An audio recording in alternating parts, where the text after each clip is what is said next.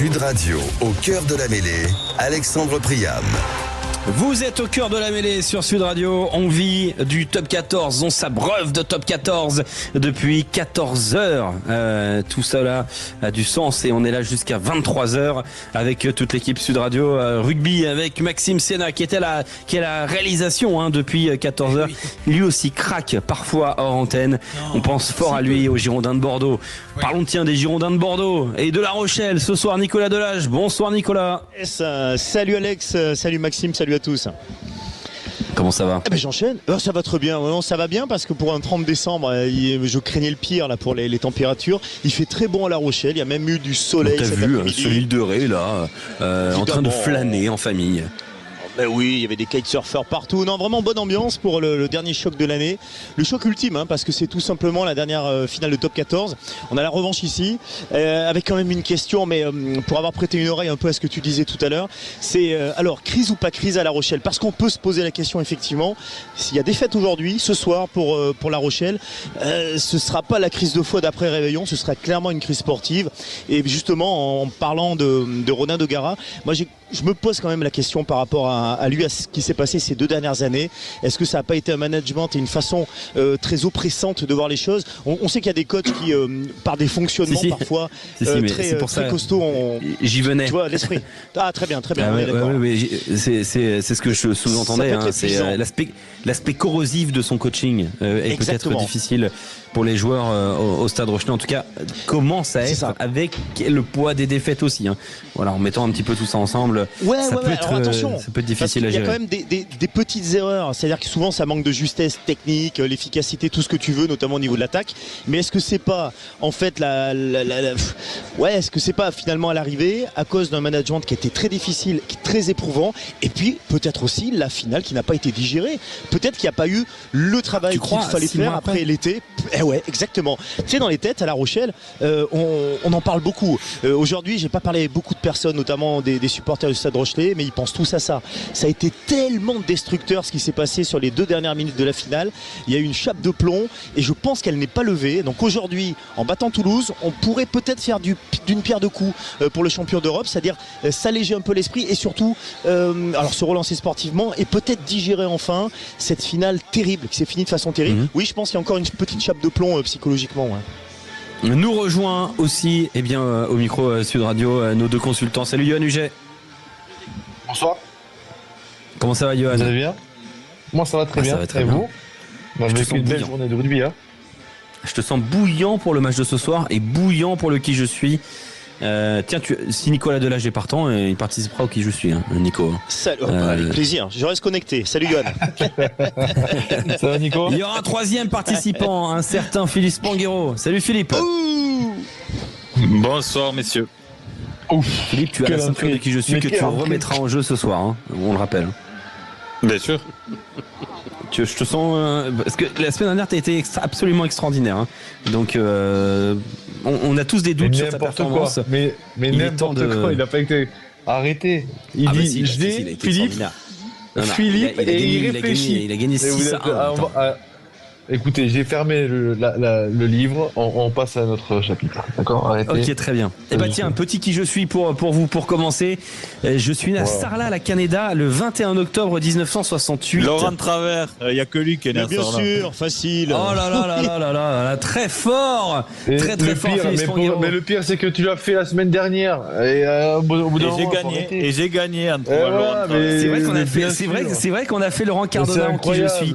Bonsoir Laurent Cardona. Bonsoir Laurent Travers, pardon. Je dis Laurent Cardona, moi. C'est la fatigue. Bonsoir Laurent Travers. Oui, bonsoir à tous. Très heureux de vous avoir sur Sud Radio, président du directoire du Racing 92. Et c'est vrai que la semaine dernière, Philippe Spanghero s'est imposé dans le qui je suis en trouvant Laurent Travers. À partir du moment où j'ai dit je suis né à Sarlat et j'y ai joué avant d'aller à Brive, et là il a fait Laurent Travers tout de suite, immédiatement. Il connaît bien le Périgord, il sait qu'on mange bien du côté de Sarlat, donc voilà. Et on le connaît bien aussi, il a pas tort. Donc à partir de là, c'est C'est beaucoup plus facile pour parfait. Philippe. Il est avantagé. Ah bah oui. Philippe Spanghero, Johan Huget, Nicolas Delage sont avec nous pour discuter avec Laurent Travers. Laurent, cet après-midi, il y a une défaite, peut-être un poil cruel pour vos Franciliens sur la pelouse de Bayonne, 27-23 en dominant longtemps dans cette partie. Quelle est votre lecture de ce revers ? Oui, elle est cruelle, mais il ne faut pas non plus enlever le mérite aux Bayonnais qui ont fait ce qu'il fallait pour pouvoir le remporter. Donc, match, c'est sur 80 minutes et bien sûr, la dernière minute, on n'a pas su la gérer correctement, ou je dirais peut-être les 5 dernières minutes. Donc, voilà, on peut s'en prendre qu'à nous-mêmes. Les Bayonnais ont réussi à renverser justement la tendance parce que je pense que le match était largement à notre portée. Laurent Travers, quand on regarde quand même les déplacements du Racing depuis le début de la saison, il y a toujours au moins un point à ramener. Ça reste un motif de satisfaction puisque c'est de nouveau le cas aujourd'hui. Est-ce que vous raccrochez à ça quand même ? Ah ben on est obligé parce que le moindre point va être important et on le sait sur l'ensemble d'une saison. Donc chaque point va permettre, et lorsque vous avez 4 points, ça correspond à une victoire à l'extérieur. Donc il est vraiment important de pouvoir accrocher au minimum un point, ce qui a été le cas. Et c'est pour ça qu'actuellement on se retrouve avec 7 victoires et 4 défaites, ce qui est le cas de 5-6 équipes qui sont au début du classement. Mais ce qui fait la différence, c'est les points de bonus offensifs ou défensifs. Ouais, le Racing 92, meilleure attaque du top 14. Vous, président du directoire, vous avez désormais une analyse un peu plus éloignée du terrain, mais une analyse à faire et un bilan à faire. Est-ce que c'est trop tôt déjà pour faire le bilan de ce nouveau Racing 92 sous Stuart Lancaster avec tous les changements qu'il y a eu dans l'organigramme du club francilien? Est-ce que c'est trop tôt ou est-ce que vous avez déjà quelques petits éléments pour travailler pour la saison prochaine? Non, ce qui est sûr, c'est qu'il y a toujours premier au classement, donc c'est pas lié au hasard. Donc lorsqu'on est sur 11 matchs, c'est quand même vraiment c'est révélateur. Après, ce qui est important, ce que l'on a voulu, c'est ça, c'est qu'il y ait un coup de boost, qu'il y ait un coup de fouet qui soit donné, ce qui a été le cas. Après, il faut aussi relativiser, il faut rester humble et objectif. Il y a 7 victoires, 4 défaites. À nous de faire ce qu'il faut pour que justement sur ces 4 défaites, qu'est-ce qu'il faut faire pour pouvoir justement gagner d'autres. Et on s'aperçoit que encore aujourd'hui, on a la même mise sur le match et il nous échappe. Donc c'est là-dessus qu'on doit être capable de toujours faire ce qu'il faut pour s'améliorer et remporter bien sûr d'autres rencontres à l'extérieur. Ouais, avec 2 tableaux. Alors, si je me trompe pas, Laurent, vous me dites si je me trompe, mais il y a quelques années, il me semblait que vous aviez dit, vous ou un de vos collègues au Racing 92, que le top 14 était un marathon et la Coupe d'Europe un sprint. Et à ce moment-là, vous aviez, c'est ça, c'est vous. Vous aviez visé très clairement la Coupe d'Europe. Au regard de l'effectif fourni et du début de saison, est-ce que on a plus un groupe de marathoniens du côté du Racing 92 ou est-ce qu'on peut couvrir les 2 distances? On est là et quand on est au Racing, on est ambitieux et je le répète, et comme la plupart des clubs, lorsque vous êtes engagé sur 2 compétitions, c'est pour pouvoir les gagner. Donc à partir de là, oui, la Coupe d'Europe, on s'est mis en difficulté par cette défaite aussi difficile contre les Harlequins à domicile. Et derrière la défaite à l'Ulster, mais bon, on a encore la possibilité de se qualifier en gagnant, je pense, les 2 derniers matchs. Mais il faudra les gagner à Bath, il faudra gagner contre Cardiff. On verra. Bon, voilà, là, comme vous le dites, c'est vraiment un sprint et pour le moment, on a fait un mauvais départ, très mauvais départ. Question du Hanuget pour Laurent Travers, le président du directoire du Racing 92 sur Sud Radio. Oui, bonjour Laurent. J'ai vu ce match et sincèrement, vous faites un match extraordinaire dès la première mi-temps et jusqu'à la 60e. Et on a l'impression que le tournant, c'est cet essai que vous marquez pas. C'est une sorte de ballon mort où le ballon n'est pas aplati. Et derrière, on sent que, je sais pas, l'équipe en fait, elle arrive pas à garder le score, sachant que vous avez quand même plus de 10 points d'avance. Donc, on peut féliciter les Bayonnais parce qu'ils ont fait cette victoire au courage. Mais sincèrement, s'il avait été joueur encore, je m'en serais voulu d'avoir perdu ce match à notre portée, sachant, comme tu dis, que les points sont extrêmement importants. Oui, alors je pense qu'il y a plusieurs domaines. C'est vrai qu'il ne faut pas oublier que les Bayonnais rentrent 3 fois dans l'embut en première mi-temps. et qui scorent pas, mais c'est eux quand même qui mettent cette pression. On a vraiment, nous, l'opportunité, on est très réaliste, on a 2 occasions que l'on met derrière et que l'on transforme, donc on est très très bien sur la première mi-temps en termes d'opportunisme et de réalisme. Et après, on maîtrise assez bien, on a la possibilité, on a 14 points d'avance, on a une opportunité de passer à 17 points, c'est-à-dire 3 marques. Et là, on prend l'option d'aller en touche, on ne trouve pas la touche. Derrière ça, on a une autre pénalité qu'on ne met pas. Et on a la possibilité, on se retrouve avec un carton jaune qui fait qu'on se retrouve à 14. Et là, on a l'opportunité, on a été, je pense, sur la maîtrise et sur l'organisation sur la fin de match. Donc nous, on a été un peu moins précis, un peu moins réaliste. Et je pense que les Bayonnais, eux, ont fait ce qu'il fallait, portés par leur public aussi, qui a été fantastique ce soir. Et donc, ont réussi à renverser sur la dernière minute. Voilà, nous, on marque un essai en première mi-temps où le rebond nous est favorable. Et ils marquent l'essai à la dernière minute où le rebond est favorable pour eux. Donc, voilà, on sait qu'un match de rugby, c'est 80 minutes. Et je pense que nous, on a été présents sur 70 minutes. Question de Philippe Spanghero pour Laurent Travers. Excuse-moi, Yann. Ouais, vas-y, Yann, vas-y. Non, je trouvais que la rentrée de leur ancien capitaine, Max aussi Machneau, avait été déterminante sur les 10 dernières minutes où il a apporté son expérience, il a mis de la vitesse. Donc voilà, il aura joué un petit mauvais tour, on va dire, à ses anciens collègues. Oui, mais c'est surtout que l'équipe jouait dans l'avancée. Quand l'équipe joue dans l'avancée, comme ça a été le cas pour Bayonne sur la fin du match, parce qu'ils étaient, comme je dis, portés par l'engouement et la capacité à pouvoir, ils savaient très bien qu'une marque pouvait leur permettre de passer devant. Et donc, il y avait que 3 points d'écart.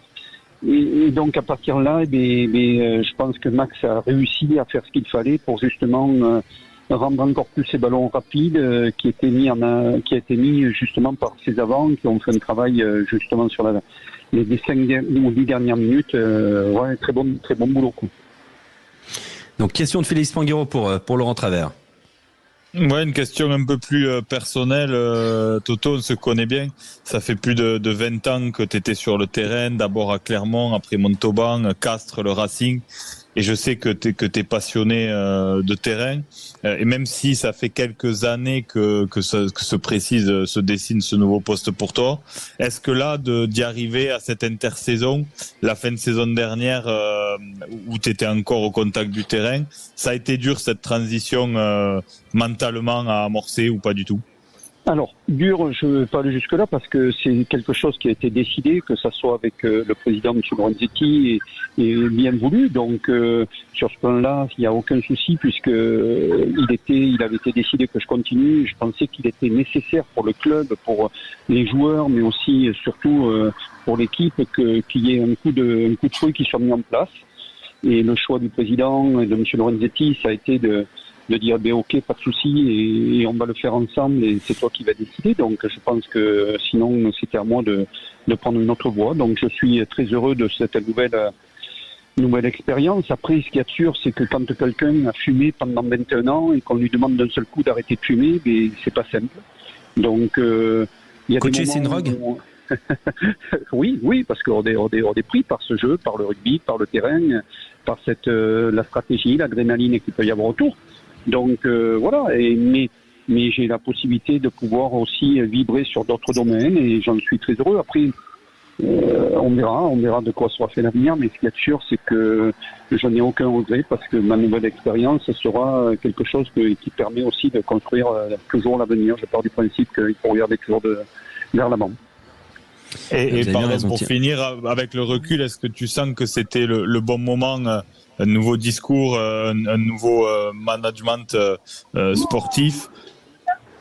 Oui, parce que je l'ai soumis au président. Ça faisait 10 ans que j'étais au Racing 92, donc et que je suis toujours au Racing en tant que manager. Et je pense qu'il était important que les joueurs aient une nouvelle dynamique, une nouvelle façon de travailler. Et donc on l'a mis tous ensemble en place et voilà, et je pense que la venue de Stuart plus la nomination que ça soit du nouveau staff va permettre justement, et j'espère, et ce que l'on espère tous, que ça soit pour les partenaires mais pour le club du Racing et les joueurs, que ça soit quelque chose qui soit très positif pour l'avenir.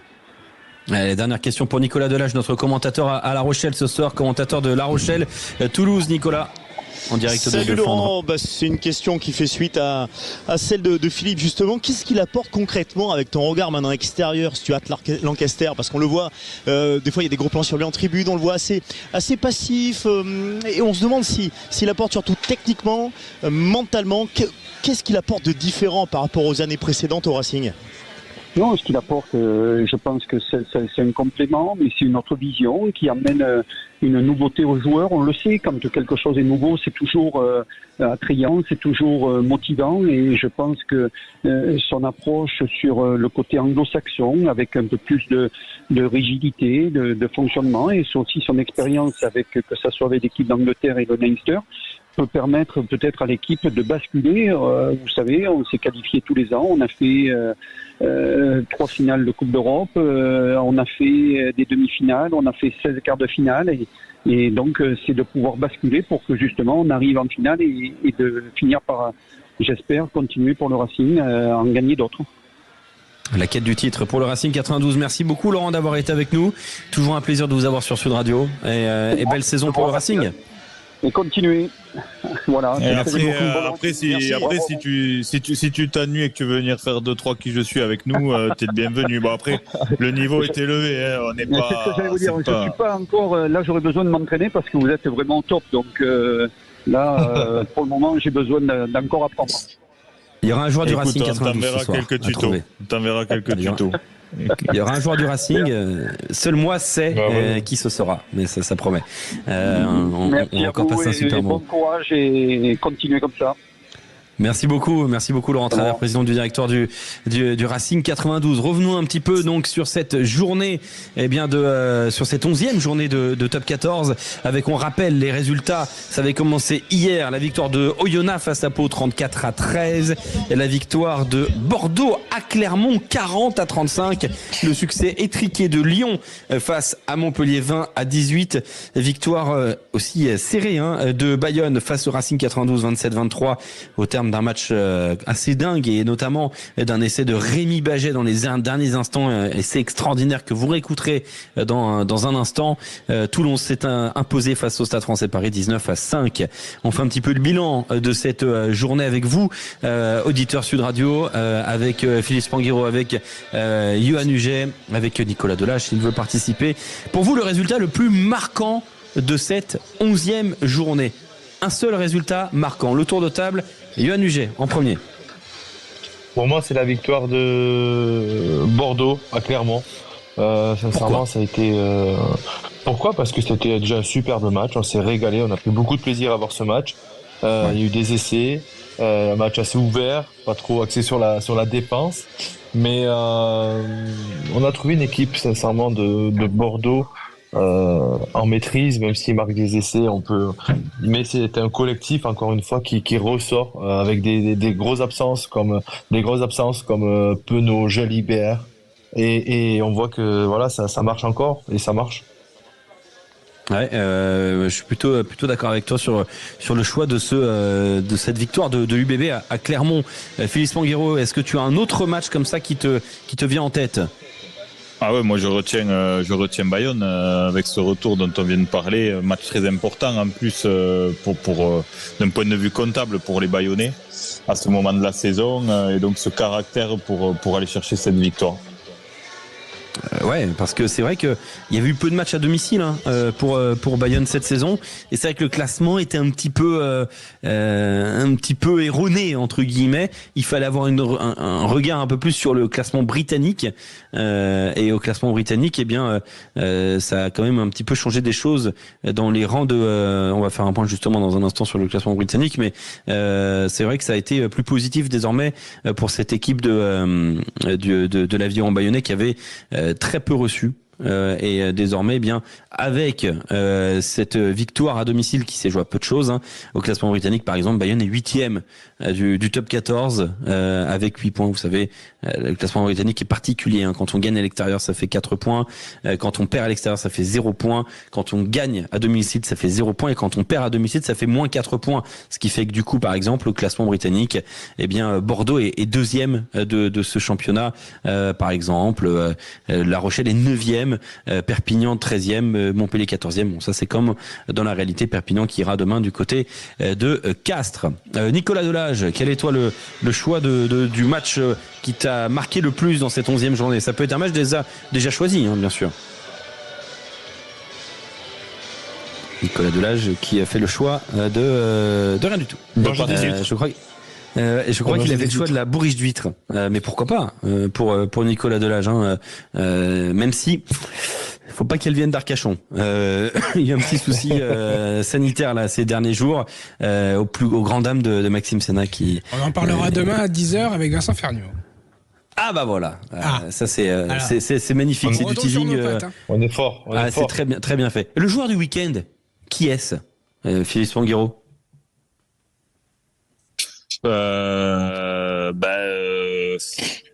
On va partir sur le dernier marqueur d'essai bayonnais, dont j'ai le nom sur le bout de la langue. Rémi Baget. Écoutez son essai commenté par Laurent Malvezin. Je t'aide, et par qui je suis. Et par Julien Thomas. Merci. Bordeaux pour Kassim, il a réussi à passer le premier rideau, l'accélération de Kassim plaqué par Gaël Ficou et le Garay qu'on est revenu dans le camp du Racing 92 avec Lopez, petit coup de pied en diagonale pour Herbin Artegaray, pour Rémi Baget, l'accélération de Rémi Baget, le coup de pied raso de Rémi Baget, est-ce qu'il va y aller? L'essai pour Bayonne à 2 minutes, incroyable, il se les fait tout seul et c'est Rémi Baget, mais ce coup de pied de Lopez est magnifique, l'explosion de joie ici à Jean Daugé à 2 minutes de la fin, 25-23 avant la transformation, incroyable. Jean Daugé en feu par Rémi Baget, hein, mis en feu par Rémi Baget vraiment. C'est lui dont tu voulais parler, toi, Philippe. Oui, c'est bien de lui. Bon, alors après, là, c'est vraiment symbolique parce que il délivre l'aviron avec. Il se le fait tout seul quand même à la fin. Hein. Il y a un travail de Kassim d'abord, ensuite il y a Guillaume Rouet. Enfin, il y a ce travail qui est fait avant, mais en tous les cas, il fallait aller se le chercher et puis il est important pour l'aviron encore une fois. Donc voilà pour moi. Un superbe passe de Camille Lopez encore une fois. Ah ouais, quel jeu au pied encore une fois de Camille Lopez. Drôle de garçon quand même, hein, Camille Lopez, hein, qui a prolongé du côté donc de l'aviron bayonnais. Est-ce que tu as un autre joueur que tu souhaites mettre en lumière, toi, Johan? Quand j'étais un ailier, donc je vais partir sur le doublé de Tamboué. Il nous a fait lever de notre canapé hier soir avec son crochet. Il a mystifié Raka. Mais ouais, c'est rare de voir des gestes comme ça. Et c'est un garçon qui est rapide, mais en même temps altruiste parce qu'il se propose beaucoup, il joue beaucoup. Donc pour moi, et il a pas souvent joué cette saison. Et à chaque fois, il a répondu présent. Donc ça prouve le grand joueur que c'est. Est-ce que je peux rajouter Lucu, moi, personnellement, parce que Lucu, pour le coup, lui, depuis la Coupe du Monde, il enchaîne les matchs et à un niveau quand même qui est très élevé. Je sais pas ce que vous en pensez, Philippe et Johan, mais aujourd'hui, qui s'assoit à la tête de Maxime Lucu? Il y a pas grand monde. Hein. Non, tu as raison. Il profite de la préparation Coupe du Monde. Il y a des joueurs comme ça. Du fait qu'il ait eu un peu moins de temps de jeu que qu'Antoine Dupont sur la Coupe du Monde, ça a permis à digérer la préparation. Et surtout, il est en pleine puissance. Je pense que physiquement, il est à son meilleur niveau de forme depuis qu'il joue en top 14. On a retrouvé Nicolas Delage, il me semble, du côté de Flandre. Nicolas, on disait... Est-ce que les huîtres étaient bonnes? Est-ce qu'on s'est dit que tu étais parti aller chercher une bourriche d'huîtres? Et on parlait des joueurs marquants de cette 11e journée. On a signifié évidemment Rémi Baget, Madoche Tamboué, Maxime Lucu. Toi, quel est ton choix? Oui. Mais ce que vient de dire Johan, c'est très vrai. C'est depuis qu'il joue en top 14, c'est pas depuis le début de la saison. C'est un vrai leader, c'est quelqu'un qui joue juste. On le voit sur l'essai d'hier. Il y a un essai de 80 mètres. Il a l'origine quand même de l'essai de 80 mètres, mais pas pour faire en mystifiant Pierre Fussac.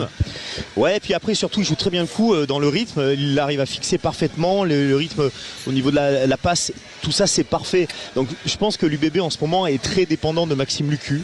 L'année dernière on pouvait sentir qu'il y avait un match winner qui était Mathieu Jalibert, ok, mais si on dézoome un peu, je pense que l'UBB en est à autant de victoires d'affilée, 6 grâce à Maxime Lucu. On aura besoin évidemment du côté de l'UBB de Mathieu Jalibert, mais il est moins important pour l'instant. C'est le régulateur, c'est le leader sportif, c'est lui qui emmène également moralement, mentalement les mecs autour. Et il y a toujours cette fameuse ce mouvement où il serre les poings, où il crie, ça emmène tout le monde. À l'UBB ils sont ravis de voir ça emmène tout le monde. Donc Lucu pour moi c'est vraiment le match winner. Tamboué évidemment c'est un finisseur, rien à dire, hein, c'est comme Damien Penaud, mais c'est Maxime Lucu qui vraiment fait la différence. Et même involontairement, parce que rappelle-toi la victoire à Oyonnax, la victoire à l'extérieur à Oyonnax, il rate une transformation et en fait après rebond c'est Biel Biarré qui en profite. Donc même en ratant des choses, il en vient à être décisif de façon indirecte. Non, c'est incroyable. Cette scène à Charles Maton était assez dingue aussi. Les déclats du week-end. Alors, j'ai plusieurs choses à vous proposer. On a été aidé par les dieux du rugby, Yannick Bru, Christophe Furios qui dit voilà, on est incapable de défendre. Et ça fait écho à ce qu'il a dit auprès de Canal+ dans l'excellent documentaire d'ailleurs qu'on vous conseille sur les 6 premiers mois de la saison, enfin sur les premiers mois de la saison, avec cette phrase qu'il a dit notamment il y a quelques semaines. On est une équipe de petits mecs. Tout en disant moi je ne suis pas un petit mec mais vous, en parlant aussi du staff, donc voilà, on sent du caractère. Quelle est la déclaration que vous retenez? Est-ce que vous retenez plus Christophe Furios en colère de l'attitude de ses joueurs, notamment défensivement, ou que tout sourit à l'UBB? Quel est ton choix toi, Nicolas? Non, c'est Yannick Bru. Même si, alors pourquoi Yannick Bru et pas Christophe Furios? Parce que Christophe Furios, c'est sa façon de manager, de réveiller. C'est pas la première fois, c'est pas la dernière fois, qu'il soit à Castres, à Oyonnax ou à l'UBB ou à Clermont. Il aime bien comme ça taper dans la fourmilière, mais c'est pas forcément ça qui va apporter les solutions de fond. Mais Yannick Bru, c'est intéressant parce qu'il parle du rugby. Il est coquin parce qu'il sait très bien que ça se provoque la chance, ça se provoque la réussite. Écoutons-le et on en discute, Nicolas. Pardon, on comeback 2 fois dans un match à l'extérieur avec beaucoup d'intensité, beaucoup d'impact, qui aurait pu nous échapper, peut-être qu'il aurait dû. Il faut quand même rendre hommage à cette équipe de Clermont qui a fait une belle partie, qui nous a poussé dans des retranchements loin. Mais voilà, on en est revenu, donc nous on est très fiers de ça, mais franchement, on est conscient aussi que les dieux du rugby étaient un peu avec nous sur ces 3 dernières minutes. Voilà, la déclaration de Yannick Bru. On va en parler de cette déclaration. Qu'est-ce qui peut arrêter l'UBB si les dieux du rugby en plus sont avec eux? À tout de suite sur Sud Radio. Sud Radio, au cœur de la mêlée, Alexandre Priam. Vous êtes au cœur de la mêlée avec Félix Panguero, Yohann Huget, Nicolas Delage pour parler de rugby. On vous offre 2 places, les 2 dernières pour Toulouse, Lyon. Ce sera le week-end prochain, le 6 janvier. Pour jouer, c'est très simple, 0826 300 300 0826 300 300. Yannick a gagné tout à l'heure. Laetitia aussi avait gagné. Il reste seulement 2 places. Il n'y en aura pas d'autres. Ce sont les 2 dernières, 0826 300 300 pour assister à Toulouse, Lyon. Est-ce que l'UBB est arrêtable parce qu'à partir du moment où l'effectif monte en puissance et que les dieux du rugby, comme le dit Yannick Bru, sont avec les Girondins, qu'est-ce qui peut arrêter l'UBB, Nicolas Delage? Bon, alors on s'est régulièrement dit ça dans des saisons précédentes, attention, mais sauf que quand l'altitude arrive, quand il y a des demi-finales, eh bien c'est là que ça plafonne. Pourquoi? Ça a souvent été à cause des avants, des problèmes de fraîcheur et de la domination d'équipes comme La Rochelle ou le Stade Toulousain sur l'UBB. Ça a souvent été ça. Au niveau des 3 quarts, il y a rarement eu des gros problèmes. Cette année, alors c'est vrai qu'on parle beaucoup des 3 quarts, mais les avants, il y a quelque chose en plus. Cette année, il y a un recrutement plutôt ciblé, plutôt intelligent de la part de l'UBB, avec des Carlou Sadi, le Sud-Africain, qui arrive, avec des garçons qui commencent à vraiment avoir un bon niveau, comme Hugo Boniface au poste de pilier gauche. Marco Gazzotti, c'est quand même un des meilleurs, ou si ce n'est le meilleur joueur français U20 de cette année 2023. Tavita Tatafou. Il y a quand même un recrutement ciblé qui marche tout de suite. Et c'est là où il faut rendre hommage, à mon avis, à toute la mayonnaise qu'a fait monter Yannick Bru et tout son staff. On ne l'oublie pas, Noël McNamara, également l'Irlandais, l'école du Leinster. Et je pense que la mayonnaise prend tellement bien en ce moment que tout le monde est dans un cadre qui fait que tout le monde peut vraiment se donner à fond, en confiance. Et on le voit sur chaque prestation de l'UBB depuis la dernière défaite. Tiens, c'était là d'ailleurs la dernière défaite de l'UBB, c'était à De Flandre. Depuis, eh bien, tout va bien. Et je pense que ce cadre-là fait que tout va bien. Alors attention, dans quelques semaines, on aura des blessures, évidemment. Et si Maxime, il y aura des jours appelés aussi. Hein. Là, il y en aura quelques-uns. Hein. Oui, mais alors, je pense plutôt à partir du mois d'avril, parce que quand on dit qui peut arrêter, autrement dit, ils sont armés pour aller au bout. Attention, si en avril, mai, on n'a pas un Maxime Lucu, on n'a pas quelques joueurs comme ça qui sont blessés parmi les leaders, notamment derrière, Damien Penaud, Louis Bielbarré, attention, mauvais temps, ils sont pas à l'abri l'UBB, mais pour l'instant le cadre est parfait. Le cadre semble parfait. Hein. Quelque chose à dire là-dessus, Philippe, sur la réussite incroyable de l'Union Bordeaux-Bègles? Oui, mais c'est vraiment en fin de saison. De toute façon, cette équipe de l'UBB, elle est taillée pour jouer les phases finales et c'est là qu'on va l'attendre. Il y a eu ce manque d'expérience aussi qu'on a senti leur faire défaut sur les matchs de phase finale qu'ils ont pu jouer. Et puis là, on vient de nommer tous les joueurs qui, a priori, sont postulants pour l'équipe de France pour le tournoi. On sait que c'est toujours une période délicate, le retour en club post-tournoi. Yohan peut en parler mieux que moi, mais c'est vrai qu'il y aura cette période à gérer. Je pense que Yannick Bru saura la gérer et puis on voit qu'il y a quand même une profondeur de banc parce qu'ils font quand même un match assez monstrueux hier à Clermont en ayant en plus fait tourner l'effectif, donc ils ont trouvé cette profondeur de banc qu'ils avaient peut-être pas jusqu'à présent, mais attention quand même parce qu'il y a beaucoup de joueurs leaders qui vont être très sollicités par l'équipe de France et cette période post-tournoi elle est toujours délicate. Ouais, avec effectivement bien cette équipe de l'Union Bordeaux-Bègles qui fonctionne très très bien et cette victoire à Clermont s'est jouée quand même à très peu de choses. Hein. Hier, il faut quand même bien le signaler, mais elle a tourné encore une fois en faveur du club girondin. On va attaquer maintenant un autre volet de cœur de la mêlée. On va parler aussi d'autres sports. C'est le tour de table de l'actualité. Avec il n'y a pas de jingle, me dit Maxime Sénat dans l'oreille. Pourtant il y en a, Maxime. Mais carton jaune. Attendez, on peut pas gérer standard. Non, mais bien sûr. Je comprends bien. Le tour de table de l'actualité. Du coup, on va évoquer les autres sports, les autres grands faits d'actualité de ces derniers jours. Et je me permets de commencer, avec le grand plaisir de parler de Rafael Nadal. Mais c'est après le jingle. Sud Radio, la radio du rugby. Le tour de table de l'actualité. Ouais, le tour de table de l'actualité avec ce qui se passe pour l'instant du côté de l'Australie. Alors on va du côté de Brisbane où il fait très chaud pour l'instant en Australie avec Rafael Nadal donc qui n'a plus joué depuis quasiment un an à cause d'une blessure à la hanche qui revient donc officiellement à la compétition demain matin. C'est en double avec Marc Lopez, son co-entraîneur. Alors il va commencer tranquillement mais en simple ce sera mardi donc pour Rafael Nadal du côté de Brisbane. On est très content de voir peut-être probablement sa dernière saison chez les professionnels. On n'en sait rien, mais ça semble quand même être plutôt là-dessus pour Rafael Nadal qui revient à la compétition. Alors avec quels objectifs? Il ne se voit absolument pas être en mesure de gagner un tournoi dans les prochaines semaines. On verra ça forcément. Tiens, du côté de Brisbane d'ailleurs, il y a eu une scène hallucinante. Vous êtes prêts? Parce que on dit toujours l'Australie c'est un autre monde. Alors là c'est ultra vrai parce que il y avait les qualifications donc de ce tournoi de Brisbane et il y avait un homme sur le terrain qu'on connaît bien, Dominic Thiem, l'Autrichien qui a fait les grandes heures de Roland Garros il y a quelques années, même si maintenant il est un peu plus en difficulté. Son match a été interrompu 40 minutes. Pourquoi? Est-ce que vous avez une idée de pourquoi son match a été interrompu durant 40 minutes? Celle-là, c'est du jamais vu. Félix Panguero, est-ce que tu as une idée? Toi qui a une belle imagination. Non. Alors. Non. La présence d'un serpent venimeux sur le court. Sans déconner. Il y avait un serpent sur le cours de Brisbane avec le public et tout, un serpent dangereux en plus, très dangereux. Il a fallu évacuer. Non mais hallucinant. Il y a une invasion de serpents actuellement au tournoi de Brisbane. Du coup, on va pas y aller. On n'avait pas prévu d'y aller, mais on n'ira surtout pas.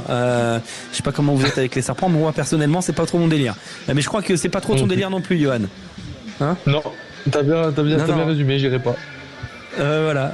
Brisbane, c'est foutu. Insectes, serpents, tout ça, c'est pas pour moi. L'Australie, c'est un territoire dangereux, faut le savoir. C'est très dangereux. Mais tu faisais comment toi en Australie, Johan, quand tu y allais? Bon, j'y pensais pas. Sincèrement, j'y pensais pas, mais ça nous est arrivé d'avoir des kangourous juste à côté du stade d'entraînement. C'est assez cocasse comme scène. Mais voilà, parce que c'est des grands. En fait, il y a le terrain de rugby, mais sur des grands champs, c'est très large. Donc, ça nous est arrivé d'en croiser. Puis, on continuait à. Voilà, ça devient presque normal, en fait, de croiser un kangourou pendant l'entraînement, mais bon. C'est assez bizarre. J'imagine qu'on s'y fait. Autre phénomène d'actualité souligné par Philippe Spanghero. Quel est ton choix, Philippe? Alors mon choix c'est Benzema, l'actu et le flou autour du cas Benzema en Arabie Saoudite dont on a entendu parler ces derniers jours. Il est très critiqué quand même, Benzema, c'est surprenant par la presse saoudienne. Ça a été quand même symboliquement très fort, le départ de Benzema dans le championnat saoudien. Il est arrivé avec un statut du Ballon d'Or en titre, il est arrivé avec un statut très particulier. Il a beaucoup parlé de son rapport à l'islam, de revenir sur sa terre quelque part, etc. Donc c'était un symbole fort pour l'Arabie Saoudite. Et puis petit à petit, tout ça s'est délité, son rapport à la presse locale et au public. Et a priori, les rumeurs disent qu'il aurait quitté carrément, sans connaître de nouvelles, son club et la ville, voire le pays. Alors il n'y a pas beaucoup d'informations, mais en tous les cas, a priori, Marca a dit que ce serait pour une blessure au pied, mais bon, ça reste quand même assez obscur. En tous les cas, je voulais revenir là-dessus parce que dans la dynamique, dans l'attrait que peut avoir ce championnat pour des très grandes stars du foot, le départ comme ça en catastrophe de Benzema, en fonction des raisons qui l'amènent à faire ça, mais elles peuvent marquer un coup d'arrêt quand même dans cette attractivité du football saoudien. Surtout qu'ils en ont pris 5 face à l'équipe de Ronaldo cette semaine. Tu regardes le championnat saoudien, toi? C'était l'actualité, Benzema contre Ronaldo, savoir, et bon, ils ont pris 5-2. Et le surnom de Benzema maintenant pour son équipe, c'est Benzi apparemment, ce qui signifie défaite. Donc voilà, il est très critiqué, il l'appelle le fils de la défaite là-bas.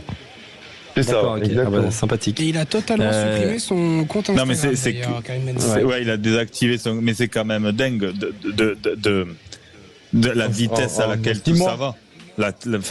Ballon d'Or en titre, le mec a tenu le Real à bout de bras. Je suis pas fan du personnage, mais c'est un sportif immense. Je veux dire, mental, il a toujours répondu présent dans les grands rendez-vous. C'est là qu'on voit les grands champions. Et là, mais il a un problème de communication, Philippe. Il a un gros problème de communication. Ça, c'est il a un très gros problème. Ronaldo, il a 36 ans, il n'a pas fait que des bons matchs, mais il se tait, il travaille, il montre qu'il travaille, quoi, tu vois. Non, bien sûr, mais il y a ce côté en plus un peu provoque, qui est insupportable chez Benzema, mais pas pour le coup, qu'on pouvait plus lui reprocher ici qu'en Arabie Saoudite. C'est quand même surprenant qu'il se soit si vite mis les gens du pays à dos. Voilà. Yohann Huget, quel est ton tour de table de l'actualité, toi? On va rester dans le foot. J'aime bien le foot en ce moment. Il y a une actu qui revient. On va parler des Girondins de Bordeaux. Je déconne. Non, c'est la fin de contrat de Kylian Mbappé. La fin de contrat de Kylian Mbappé qui ravit est-ce qu'il va prolonger au PSG? Je sais que toi t'as des infos. Ah non, alors on le sait. Yohann, t'as des infos. Non, les infos, non. Si, tu traînes avec des stars. En Arabie Saoudite. Il part en Arabie Saoudite remplacer Benzema. Repris par l'AFP dans 10 minutes. Les guillemets. Yohann Huget. Et là, je vais me faire massacrer par tout le monde, attaquer par tout le monde. Non, c'était une boutade. Et c'est que ça va réalimenter encore sur la période de transfert durant quelques mois ce que va faire Kylian Mbappé, signer au PSG, partir. Mais je trouve qu'il a été... Alors je sais pas qui a été bon, si c'est le PSG ou si c'est Kylian, parce que apparemment il peut pas partir parce qu'il est tellement cher. Mais il est free, il est libre, donc voilà.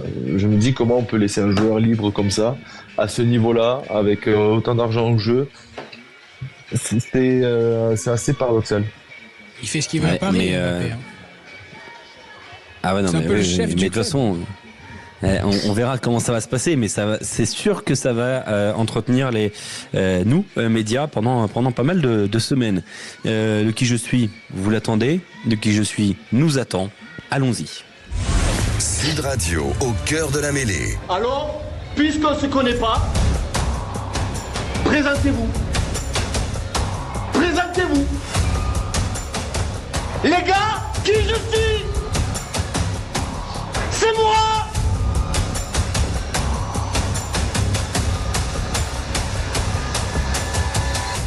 C'est moi. Je suis un monsieur.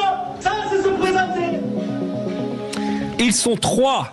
Philippe Spanghero, Johan Huget et Nicolas Delage. 3 à participer à ce qui je suis. Alors il va y avoir des demi-finales.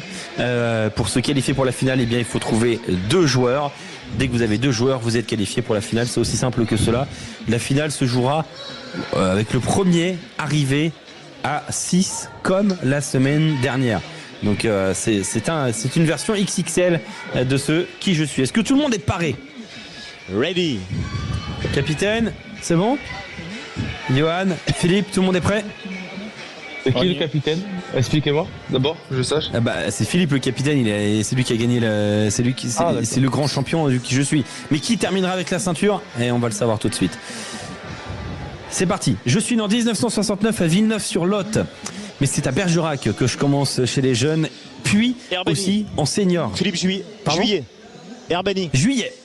C'est juillet aussi, ouais. Nicolas Delage. D'abord, il faut quand même expliquer les règles à Nicolas Delage. N'importe quoi. Non, mais c'est n'importe quoi ce jeu. Il faut donner son prénom d'abord et donner qu'un seul nom. Qu'un seul nom. Ah mais d'accord, j'ai donné le premier nom, il n'y a pas eu de réponse. Si, t'as dit Herbani d'abord, qui était faux, donc normalement t'as plus le droit de jouer. Non mais personne. Après il a embrayé avec Juillet. J'accepte moi le point pour Nicolas Delage. Mais Nicolas, pour intervenir, il faut donner d'abord ton prénom. Écoute, très bien. Le prochain truc, je raccroche. Je dis de suite. Le prochain truc comme ça, je raccroche. Les gars, un peu d'honnêteté, vous l'aviez pas. Non, personne ne l'a. Si. Non, moi arrêtez un peu. Voilà, merci Philippe d'être honnête. Je suis né en 1985 à Montpellier. Je mesure 1m78, j'ai commencé chez les jeunes à Montpellier. Je pense pas qu'on l'ait déjà fait celui-là. J'ai commencé ensuite chez les pros à Montpellier 2004-2013, avant d'aller au Castres Olympique de 2013 à 2014, puis au Stade Français Paris 2014-2016. À Pau ensuite. Nicolas. Geoffrey Doumerou. Non. Après à la Pau 2016. Philippe. Julien Thomas, point pour Philippe Spanghero. N'importe quoi ce jeu. Alex qui a failli faire tous les clubs du top 14 quand même. J'étais parti, hein. Moi je suis Julien Thomas. Allez, on va aller sur un joueur qui est né à Perpignan en 1985 encore. En 85. J'ai commencé chez les pros à Perpignan, j'ai été champion de France avec tout ça. Philippe. Sampere. Non. Nico. 2006-2012. Nico. Attends, Jérôme Porical. Franchement. Jérôme Porical. Nicolas Delage en finale. Attends, mais comment il peut savoir ça? Explique-moi comment il peut savoir ça. Explique-moi. Je sais pas. Des 85 à Perpignan qui ont été champions de France, Sampere d'abord il l'est pas, je me suis trompé, il y avait que Porical qui est vraiment de pur catalan, je crois. Oui. Ça veut dire qu'il n'y aura peut-être pas Johan ou pas Philippe en finale. Ah, c'est la surprise. Nicolas, tu n'as plus le droit de participer jusqu'à nouvel ordre. Je raccroche direct. On a fini l'émission, je raccroche direct. Je suis pas en finale, je l'annonce. Il ne manque qu'un point pour Philippe Spanghero, on le rappelle. Il a la pression. Philippe. Un peu. Je suis né à Saint-Claude en 1997. J'ai commencé ma carrière chez les jeunes à Montpellier avant d'arriver à la section paloise où je commence chez les pros. 2016-2021 chez les pros. Je fais une saison au Racing, ça marche pas. Je suis désormais un joueur du Stade français Paris. Philippe. Pesanti. Johan Huget éliminé. C'est fou ce qu'on vit ce soir. Il a raccroché. Non, il est encore là. Hein Il est encore là. Johan. Non mais il déconne. Non mais il est très. Non mais c'est un compétiteur de dingue. Quand on jouait ensemble, le moindre jeu à toucher, les moindres trucs avec Médard, ils étaient infects. Donc je sais qu'il rigole pas du tout là. Il ne vit pas bien. Donc il a dû raccrocher forcément. Non, il est là. Il est toujours là, t'inquiète pas. Ah. Et les gars, faites votre finale. Faites votre Oui, Nicolas, on finale, t'entend. c'est bon. Ah, mais j'avais dit Nico avant. Vous l'avez pas entendu? Sérieux? Non mais t'avais pas le droit de participer, on était encore on essaie de déterminer qui va aller en finale. Ouais, Désolé. Voilà. On essaie de savoir qui va t'accompagner, Nicolas. Toi, je t'ai dit, t'as plus le droit de jouer jusqu'à la finale. T'es qualifié déjà, toi t'es déjà dans le wagon. Il a dit Nicolas Philippe. 3 fois il a dit Nicolas. Vous l'entendez pas? C'est vrai. Comment on peut se concentrer? Non mais attends. C'est vrai que peut-être que François. en disant Nicolas, peut-être que Philippe n'aurait pas eu le point du coup. Mais bien sûr. Attends, et du coup, est-ce qu'on devrait pas refaire ce... Ah bah si. Du coup, ça a complètement biaisé le jeu. Alors, on va rester à 1-0. Philippe qui est pas... Non, t'inquiète, pas de souci. Philippe qui n'est donc pas qualifié pour la finale pour le moment. La commission de discipline paritaire et juste remet en jeu ce deuxième siège pour la finale. En faire un peu de justice. C'est incroyable ça. Ça a changé ici. C'est dur de rester calme. Alors 1 point pour Philippe, 0 pour Johan. Il faut un deuxième point pour Philippe pour aller en finale. Il en faut 2 pour Johan. Je suis né... du coup on coupe La Rochelle s'il vous plaît. Je suis né en 1994 à Loum. J'ai commencé à Ussel chez les jeunes avant d'aller chez les pros, pas chez les pros mais chez les adultes à Ussel, à Limoges, puis au Stade français Paris, au Stade Rochelet et je suis désormais un joueur de Toulon. Ussel, Limoges, Stade français, Stade Rochelet, Toulon. 18 sélections. Je me suis particulièrement illustré aujourd'hui. On peut le dire ainsi. Philippe ? Non, j'allais dire Dani Priso. C'est Dani Priso. Ah voilà, bon bah là, ta victoire, ton passage en finale est totalement mérité. Bravo Philippe. Voilà. Je suis désolé Johan. Non, il n'y a rien à dire. Johan, on va être obligé de couper ton micro. Et ça me fait vraiment du mal de dire ça, mais... Pourquoi je peux pas écouter? Tu peux écouter, mais je sais... Non, parce que je connais les gens qui sont trop forts à ce jeu et qui méritaient d'aller en finale de façon implacable, mais qui n'ont pas les pieds en finale. Donc je sais que tu vas être tenté de donner des réponses. Pas du tout. Mais tu sais quoi ? Arrêtez. Je vais faire confiance à ton professionnalisme. Bien sûr. Première arrivée, parce que le temps avance plus vite que prévu. Première arrivée à 5. Nicolas Delage contre Philippe Spanghero, qui va terminer l'année 2023 avec la ceinture. C'est parti. Je suis né en 1972 à Apia. Apia est au Samoa. J'ai commencé ma carrière pourtant en Nouvelle-Zélande, à Auckland, 92-99, avant d'aller aux Highlanders ensuite, puis au Stade français Paris, 99-2001. Je vais ensuite à Swansea, au Pays de Galles, au Munster, et j'ai terminé ma carrière à Bristol en 2007. Je suis une légende de ce sport. 65 sélections. Nico. Oui. Nico. Ouais, vas-y, réfléchis, Nico. On t'écoute, Nico. J'ai Brian Lima, le chiropracteur. Brian Lima, 1-0 pour Nicolas face à Philippe. Ouais. C'est bien joué, bravo. Je suis né à Lusaka, en Zambie. Mais je ne suis pas un joueur de rugby zambien. Je suis australien. J'ai commencé ma carrière pendant très longtemps. J'ai joué aux Brumbies avant d'arriver à Toulon. Une saison. Mais alors, une saison qui a fait tellement de bruit. Philippe. Oui. Stéphane Larkham. Non, ce n'est pas Stéphane Larkham. J'ai terminé ma carrière au Suntory Sun Goliath au Japon. Je suis encore plus une légende. Georges Gregan. C'est Nicolas qui a le deuxième point. Georges Gregan, 2-0. Ah oui. La Spang, l'Arkham, franchement, l'Arkham. Franchement, J'adore. Je suis né en 1993 à Riom. Riom à côté de Clermont. C'est d'ailleurs là que je suis formé. Mais ça ne fonctionne pas. On me retient pas. Donc je commence chez les pros Aurillac avant d'aller à Agen en 2018, puis au Stade Français où je suis désormais le capitaine. Philippe. Philippe. Briat. Romain Briat. 2 à 1. Ouais. Bien sûr. 2 à 1. Je suis né à Montpellier en 1986 où j'ai été formé avant d'aller du côté de Toulon en 2016. Oui. Philippe. Trinduc. 2-2. Oh, ça va vite. Là, il y a une réaction. Réaction du champ. Enchaîne. Ouais. Je suis né. Alors, je peux pas donner le lieu parce que ce serait trop facile. J'ai commencé ma carrière chez les jeunes à Saint-Denis avant d'aller à Bobigny. Mais c'est à Castres chez les pros que je commence. 3 saisons à Castres, 9 matchs joués seulement. J'explose à Agen. 2004-2016, plus de 300 matchs. Oui, Philippe. Steve Malonga. Non. Je suis ensuite allé à Agen donc jusqu'en 2016 et j'ai terminé à Fleurance dans le Gers. J'ai été coach de Florence et de Marmande. Je suis un joueur. Philippe. Jalil Nargissi. Jalil Nargissi, 3-2. Ouais. Pour Philippe. Il faut une réaction, Nicolas. Oui. Je suis né à Périgueux en 1983 où j'ai commencé chez les jeunes avant d'aller à l'UBB. Enfin, à l'UBB, à Bègle. Mais c'est à Biarritz que je commence chez les pros. Nico. Julien Dupuis. Julien Dupuis, 3 partout. Périgueux, EBO. Ouais, c'est ça. Ouf.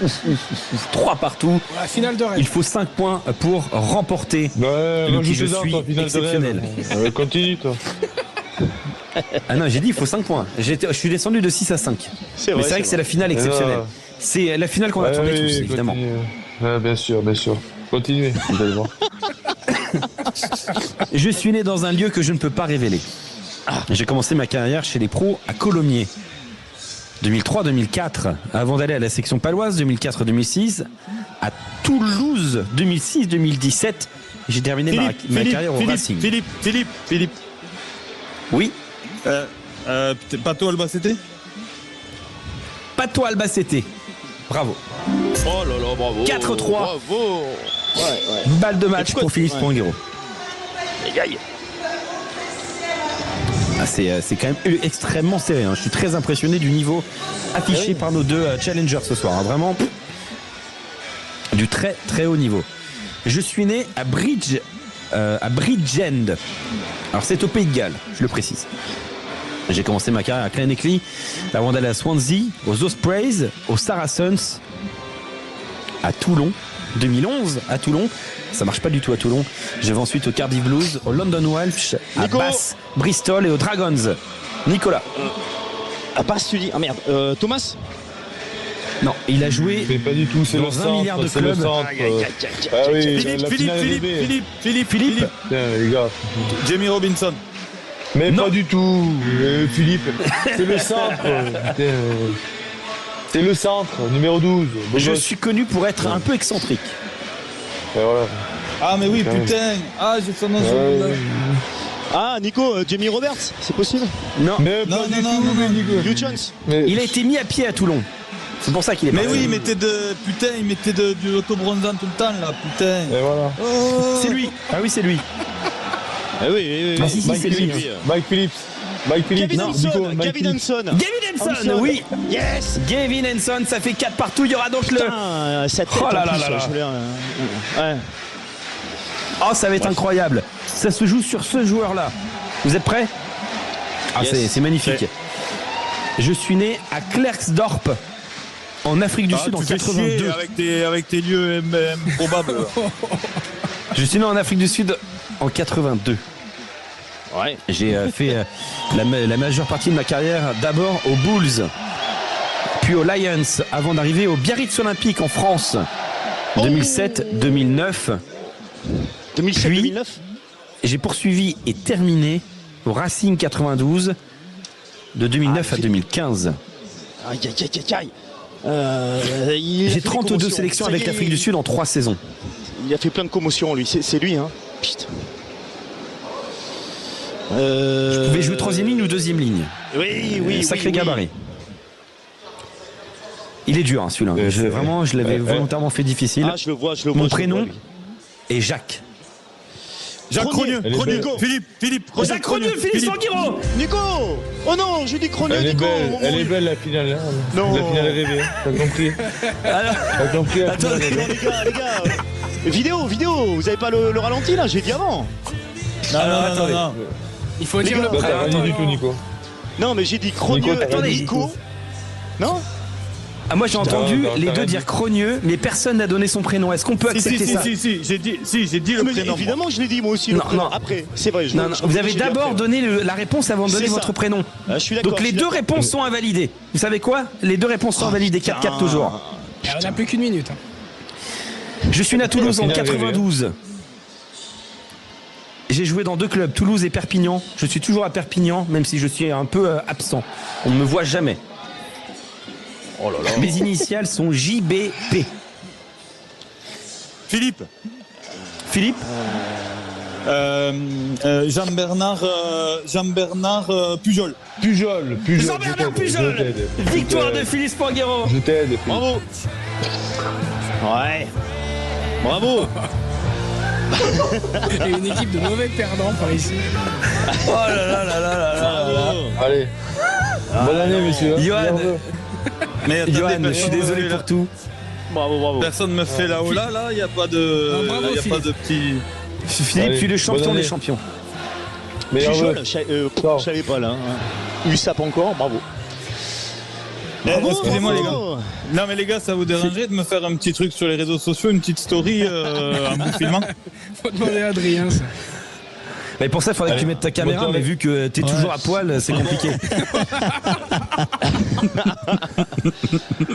Ça te va, Philippe, comme explication? Parfait. Non mais par contre, vous, faites-moi des stories de félicitations. Et ce qui est énorme, ce qui est énorme, c'est que j'ai fait une saucisse en plus. Non, je sais même pas si je peux te donner la victoire. Ah, c'est pas Jean-Bernard. C'est pas Jean. Parce que Jean-Bernard Pujol, il est plus à Perpignan, il est à Montauban, il a arrêté sa carrière à Montauban. Non mais sérieux, Ben, je cherche dans l'effectif actuellement. je m'en fous. Tu dis, tu me demandes de chercher un joueur. Ah bah non, j'ai dit, il est toujours. Ah bah non, je me suis trompé. Bah non, je me suis trompé. Je suis d'accord. Pour moi, il était plus à l'USAP. Ce jeu est une catastrophe, monsieur. Je vais raccrocher. Non. Ça va dans te chercher tous les quelqu'un à sens. l'USAP pour la peine. C'est Je crois que je te vrai. rejoins, Johan. Non mais non. Mais je crois, vous savez mais quoi? Alex, Je crois qu'on va repousser la pub. Vous savez ce qu'on va faire? On va se retrouver dans un instant sur Sud Radio pour la finale. Il y aura un joueur à trouver après la pub. À tout de suite. Le top 14, Alexandre Priam. Vous êtes sur Sud Radio, on est à quelques instants de La Rochelle-Toulouse. On devrait être dans l'avant-match, mais d'abord il y a un qui je suis à terminer.